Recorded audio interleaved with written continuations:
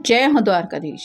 आज दोपहर की उनके दिल की बातें ये रहेगा टॉपिक, और क्या हो सकती है वो बातें ये जानने की कोशिश करेंगे। आज के रीडिंग से टैरो में से लेंगे कुछ कार्ड्स और कृष्ण कॉन्शियस में से लेंगे कुछ मैसेजेस। तो शुरुआत करते हैं कार्ड शफल करके।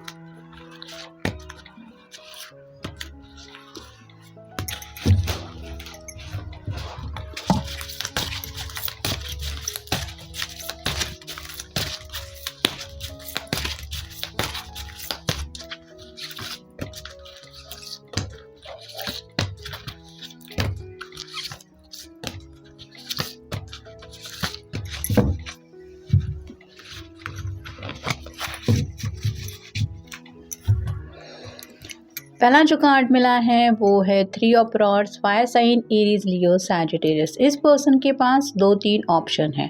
ये डिसीजन मेकिंग कर रहा है कुछ ना कुछ बातों को लेके काफ़ी ज़्यादा। या तो इन्होंने आपको इंतज़ार करवाया है या फिर ये खुद इंतज़ार कर रहे हैं किसी परफेक्ट टाइमिंग का। जैसे इसके पास 3 वैंड होने के बावजूद एक ही वैंड के साथ ये पर्सन इंतज़ार कर रहा है, वैसे ही किसी डिसीजन के ये बहुत करीब हैं। या तो इन्होंने किसी बात को लेके फाइनल डिसीजन बना लिया है या फिर कुछ ऑप्शंस और भी हैं जिनके बारे में ये रीथिंकिंग कर रहे हैं। फिर है द एम्परर। ये रेड कलर का शॉल बताता है कि इन्होंने शायद अब ठान लिया है कि अब जो भी बातें सुननी है वो दिमाग से ज़्यादा दिल की सुननी है।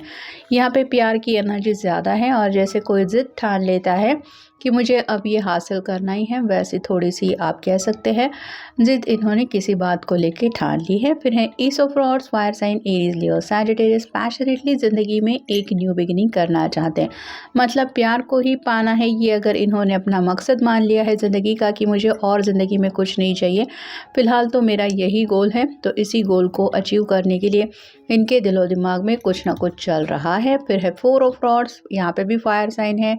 ये शादी को लेके कार्ड होता है, तो खुली आंखों से तो काफ़ी ज़्यादा सपने देख चुके हैं शादी को लेके।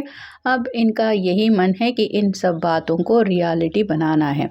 फिर है 4 of cups, water sign, Cancer, Scorpio, Pisces. यहाँ पे भी आप देख सकते हैं 3 कप है, यानी कि 3 ऑप्शन है। फिर भी इनको यही ऑप्शन चाहिए, मतलब ये प्यार का कप चाहिए। तो हो सकता है घर वाले इनका कुछ ना कुछ फैसला लेने के बारे में इनको फोर्स कर रहे हैं। उन्होंने शायद इनके सामने कुछ ऐसे मैरिज प्रपोजल्स भी रखे हैं जो उन्होंने, हो सकता है मतलब घर वालों ने फाइनलाइज किए हैं, लेकिन ये पर्सन अभी भी यही सोच रहे हैं कि मुझे शादी करनी है तो ऐसे पर्सन के साथ जिससे मैं प्यार करता हूँ या जिससे मैं प्यार करती हूँ। तो हो सकता है अच्छी खासी हेल्दी वेल्दी फैमिली भी है, पैसा वगैरह भी है, कई सारी खूबियाँ होने वाले ऐसे प्रपोज़ल है जो इनके सामने रखे हुए हैं, जिनको मना करना भी इनके लिए थोड़ी बेवकूफ़ी हो सकती है। लेकिन अगर ये पर्सन प्यार के रास्ते ही आगे बढ़ना चाहते हैं तो इनको लग रहा है अब इन प्रपोजल्स को मैं कैसे ठुकराऊँ। फिर है द फूल। जैसे फूल की एनर्जी होती है वो अपनी धुन में मस्त होता है। यहाँ पे भी हाथ में जो गुलाब होता है वो रिप्रेजेंट करता है रोमांटिक बातों को। तो ये पर्सन चाहे जो होगा वो देखा जाएगा, ऐसे रास्ते से अपनी ज़िंदगी की जर्नी कंटिन्यू करना चाहते हैं। फिर है 7 of pentacles, earth sign, Taurus, Virgo, Capricorn. यहाँ पे घर वाले ये एक बड़ा मसला हो सकता है क्योंकि यहाँ पे पेंटिकल रिप्रेजेंट करते हैं करियर को, फैमिली को और पैसों को। तो ये काफ़ी ज़्यादा उदास लग रहा है। इन्होंने हो सकता है अपनी बात मनवाने की कोशिश की है लेकिन घर वाले नहीं मान रहे हैं। अब जब तक ये नहीं मानते, यहाँ पे भी 3 पेंटिकल की कमी है, तो या तो इनके फैमिली में से कोई दिक्कत हो सकती है या फिर आपके घर वाले तैयार नहीं है, ऐसा हो सकता है। या फिर कुछ फाइनेंशियल स्ट्रगल है, करियर के कुछ अचीवमेंट्स है जो अभी अचीव करने बाकी है। जैसे कोई अच्छा आप कह सकते हैं रुतबा में भी इनके पास है नहीं है, ये देखेंगे इनके भी घर वाले और आपके भी, जिस वजह से भी शायद शादी ब्याह को मोहर नहीं लग रही है, तो ये इंतज़ार कर रहे हैं। फिर है द हीरोफेंट। ये दोनों हाथ जोड़ के इनको मनाने की कोशिश कर रहे हैं कि प्लीज़ हमारी बात मान जाओ।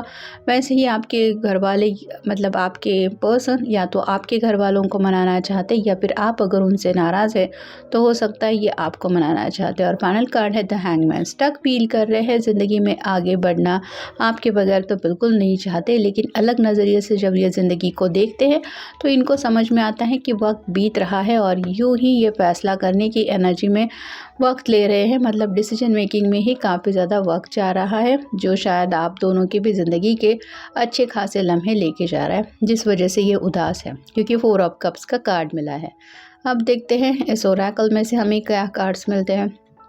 Change of place, continue the journey of life as it is comes, embrace the changes specially change of place. तो यहाँ पे अगर इस पर्सन को ज़िंदगी में आगे बढ़ना है तो कुछ चेंजेस को अपनाना ज़रूरी है। जैसे अगर कोई प्रमोशन मिल रहा है और आपके शहर में नहीं है, आपको किसी और जगह जाके प्रमोशन मिल रहा है, तो अपना घर बार छोड़ के वहाँ पे जाना पड़ेगा। अगर घर वाले तैयार नहीं हैं, उनके अगेंस्ट जाके कुछ अपना घर बसाना है, तो हो सकता है अलग दुनिया बसाने के लिए सब तैयारी खुद के बलबूते पे करनी पड़ेगी, या फिर अपनी तरफ से ये सब करने के लिए ये तैयार नहीं है, जिस वजह से देर हो रही है। फिर है डेथ, एवरी सिचुएशन प्लेफुल और जॉयस, जैसे हर एक बात में खुशी और गम ये दोनों पहलू होते हैं। Is well return as well, see it as an observer and not as a participant, focus on the totality of your eternal journey, treat joy and sorrow in the same way, death and a new beginning। तो यहाँ पे सुख दुख तो ज़िंदगी में लगा ही रहता है, मतलब हर किसी की ज़िंदगी में सबको ये दो चीज़ें मिलती ही रहती है।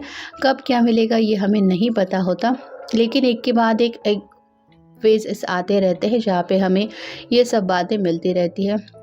तो जब हम दिल पे कई बार हद से ज़्यादा इमोशनल होके सोचने लगते हैं तो खुशियाँ भी संभली जाती और दुख की तो बात ही अलग है। तो यहाँ पे ये पर्सन वही कोशिश कर रहे हैं कि जो चीज़ें जैसी हैं उनको वैसे ही एक्सेप्ट करें और उनके होते हुए एक ज़िंदगी की नई शुरुआत करें। मतलब अगर घर वाले नहीं मान रहे, चलो ठीक है कोई बात नहीं, या तो उनकी मर्ज़ी के मुताबिक कुछ फ़ैसला लेना है, या फिर अगर वो नहीं इनकी मर्ज़ी के मुताबिक मान रहे हैं और इनको अपनी मन की चलानी है तो अपनी मर्ज़ी के मुताबिक कुछ फ़ैसला लेना, जहाँ पे हो सकता है घर वालों की तरफ से इनको थोड़ा सा दुख मिले, तो कुछ ना कुछ सुख मिलेगा या फिर दुख मिलेगा। अब ये क्या ऑप्शन चूज़ करते हैं ये उनके ऊपर है। Make the right choice, be humble in all you do, vanity breeds sickness, make the right choice. तो यहाँ पे वही बात आ रही है, सही फैसला करने की कोशिश कर रहे हैं। मतलब फैमिली ओरिएंटेड भी ये पर्सन हो सकते हैं, घर वालों के साथ भी एक स्ट्रॉन्ग कनेक्शन हो सकता है, और या तो घर वाले अगर आपके साथ इस रिश्ते में आगे बढ़ने नहीं दे रहे तो आपको भी नहीं छोड़ पा रहे हैं और घर वालों का साथ भी नहीं छोड़ पा रहे हैं, इसलिए शायद ये फैसला इनके लिए इतना मुसीबत वाला हो रहा है। Ask for God's grace and help, When in trouble, ask for help, the necessary help will come to you। तो यहाँ पे इनको मदद की ज़रूरत है और शायद ऐसी सिचुएशन में ये फंसे हैं जहाँ पे इनको लग रहा है कि भगवान के अलावा और कोई इनकी मदद नहीं कर सकता, तो अपनी तरफ से शायद मैनिफेस्टेशन भी कर रहे हैं, दुआएं प्रार्थनाएं भी कर रहे हैं। फिर है help is on the way, You will get answers to all your questions, do not worry, you will soon receive help। तो इनको लग रहा है कि थोड़ा इंतज़ार और सही, लेकिन मुझे वो मदद ज़रूर मिलेगी जिसकी मुझे चाहत है। तो शायद किसी अपने रिश्तेदार से भी ये हो सकता है हेल्प लेने की कोशिश कर रहे हैं, या फिर किसी फ्रेंड से मदद ले रहे हैं अपने कुछ मसले सॉर्ट आउट करने के लिए। लेकिन अब थोड़ा सा जो सब्र का इम्तिहान लिया जा रहा है उसमें इनका जो पेशेंस चेक किया जा रहा है वो काफ़ी ज़्यादा इनको दिक्कत वाला हो रहा है। फिर है pay time, you reap what you sow, it comes back to you time and again, you have to pay for your deeds. तो यहाँ पे उनको लग रहा है कि जो भी उनके साथ ये सब हो रहा है ये उनके कर्मों की कहीं ना कहीं सज़ा है।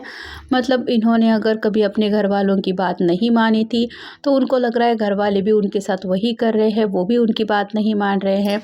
और अगर आपके पर्सन ने आपके प्यार को ठुकराया था तो अब उनको लग रहा है कि आप भी उनके साथ वही कर रहे हैं या करेंगे, क्योंकि ऑलरेडी इन्होंने वही किया है। तो कर्मा का रिज़ल्ट जो मिलता है उसके बारे में ये सोच रहे हैं। फिर है charity, give what has been asked for you. तो यहाँ पे बात आ रही है चैरिटी की, यानी कि कई बार कुछ ऐसी मदद भी करनी पड़ती है जो हमें हमारे बस की नहीं लगती। जैसे यहाँ पे ये हमें दिखाई दे रहा है कि भगवान ने इनका सर मांगा था और इन्होंने दिया था, अर्पण किया था। तो वैसे ही कई बार हमें घर वाले इसलिए, मतलब फैमिली इसलिए दी जाती है कि हम उनका ख्याल रखें, एक दूसरे को संभल के ले।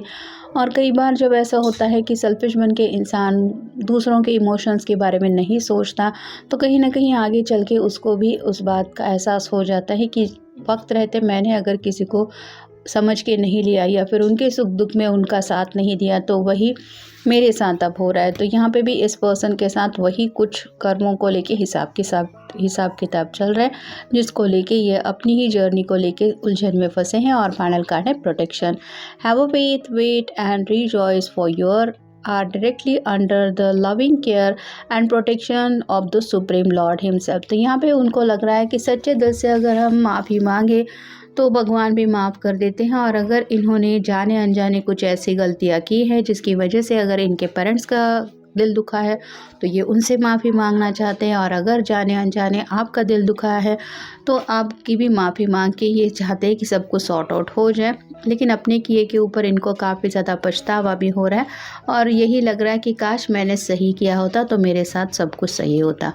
तो कुछ ऐसी बातें हैं जो शायद इनको सबक के रूप में सीखने को मिल रही है, जिसकी वजह से ये सबक सीखते सीखते शायद उनको काफ़ी ज़्यादा दिक्कत हो रही है और स्ट्रगल फील हो रहा है। तो ये था आज का रीडिंग। मिलेंगे नेक्स्ट रीडिंग में।